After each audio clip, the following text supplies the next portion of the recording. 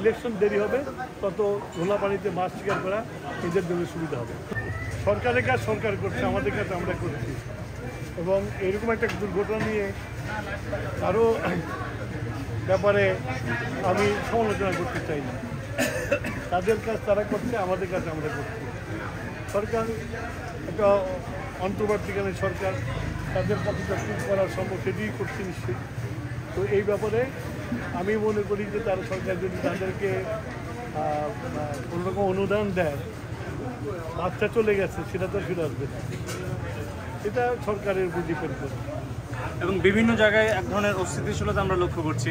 Milestone tragedy কিংবা সচিবালয় ঘেরাওয়ের মতো ঘটনা ঘটেছে। এই সরকারের বর্তমান অবস্থা কেমন দেখুন? এই সরকারের বর্তমান অবস্থা না, এই সরকারের ব্যবস্থা না, এটা হলো যে আমাদের দেশে একটা নির্বাচন হবে, আর যেটা ফেব্রুয়ারি মাসেই হবে আমরা জানি। কিছু চক্র তো আছে যারা নির্বাচনকে বাধাগ্রস্ত চায়, যারা চায় না যে গণতান্ত্রিক ধারায় বাংলাদেশ ফেরত আছে, তারা এইসব ইস্যুকে ইস্যু করে নানান রকম সমস্যার সৃষ্টি করবে। তবে আমরা মনে করি আমরা বিএনপি, আমরা একটা গণতান্ত্রিক দল, আমরা নির্বাচন করার দল। আমরা মনে করি এইসবকে উত্তরণ করে আমরা একটা সুষ্ঠু নির্বাচনের দিকে এগিয়ে যেতে পারবো এবং ফেব্রুয়ারি মাসের মধ্যে নির্বাচন হবে। কিন্তু নির্বাচনে তো এক ধরনের সংখ্যা তৈরি হয়েছে, আপনারা কতটা? মানুষ সংখ্যা তৈরি করার চেষ্টা করছে। আমি মনে করি এর চেয়েও খারাপ অবস্থার মধ্যে বাংলাদেশের নির্বাচন হয়েছে। সুতরাং নির্বাচনের সাথে এটার কোনো সম্পর্ক নাই। এটাকে বোঝাই যাচ্ছে গত কিছুদিন যাবৎ যেসব ঘটনা ঘটছে পরিকল্পিতভাবে ঘটনা হচ্ছে।